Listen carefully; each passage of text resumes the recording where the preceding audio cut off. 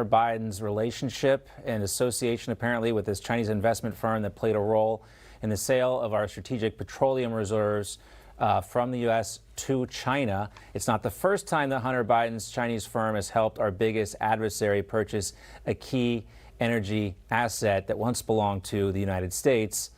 So that's where we're at right now, Bianca, as we reset these top stories.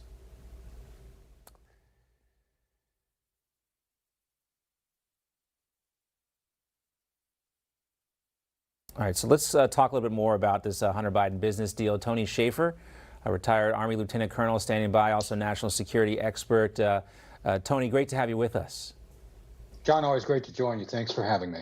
So the Washington Free Beacon broke this story, and I think a lot of people, like you and me and Bianca as well, were just gobsmacked by what we've heard. And you still hear crickets from the White House.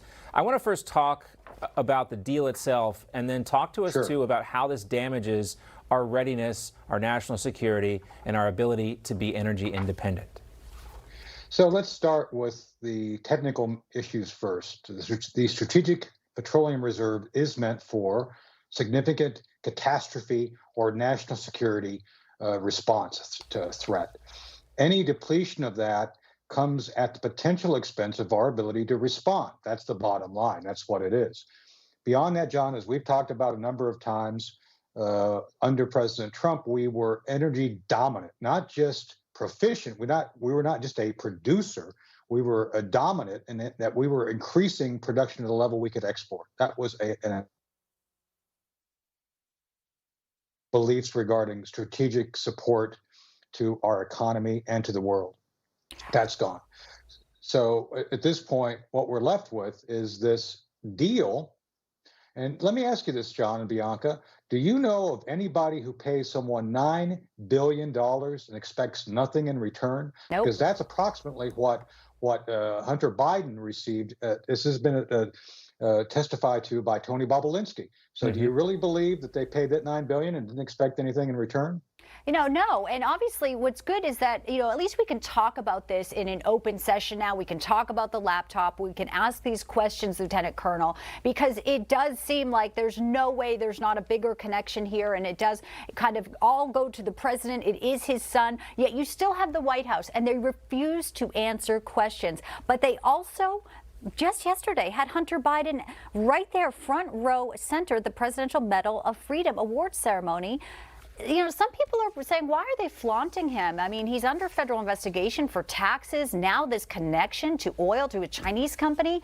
What's going on here that they still think it's okay for him to be, if they're going to put him out there, but they're not going to answer questions, it does seem like they think they're above the law.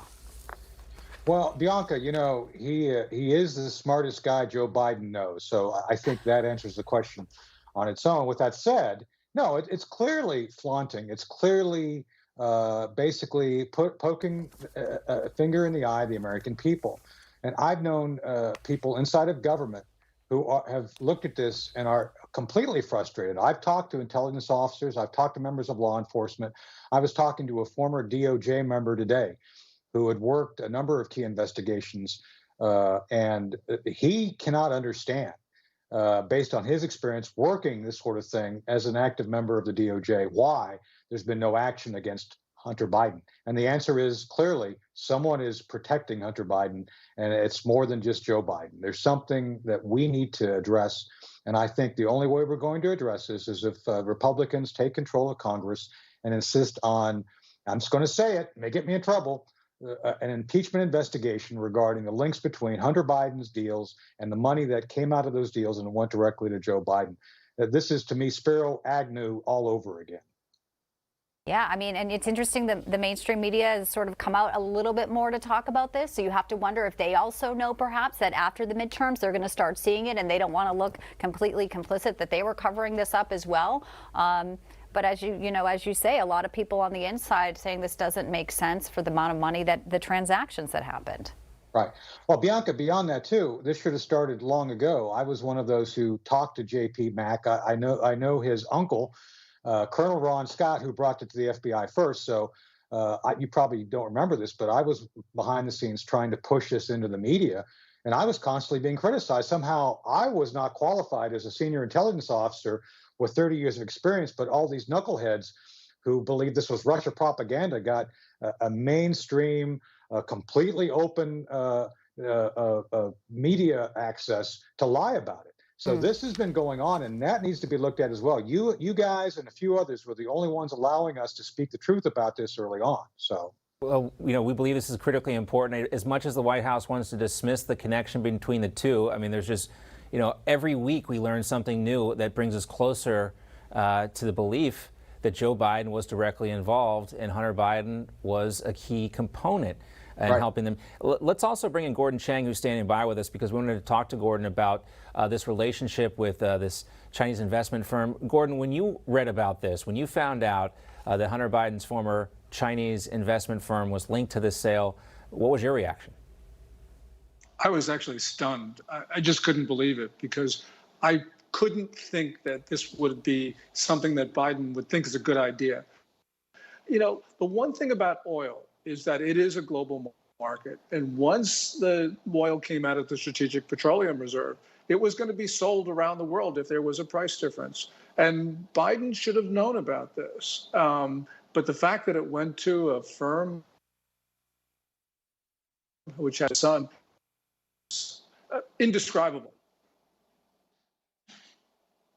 And there's a lot of ramifications, obviously, for this, because there is already a distrust of, government in general, what's going on here, and people want to have more transparency. And then just to see this, I think, is eroding the shred of trust that Americans have. And they want freedom of the press. They want people to be able to ask questions openly and get some answers. And they want the authorities to get involved. And when we see where Biden's DOJ is focusing some of their, investigations, it is perplexing that they over and over again are looking at things that are not really in people's interest. Like something like this is. People want to know if the president is compromised, Gordon.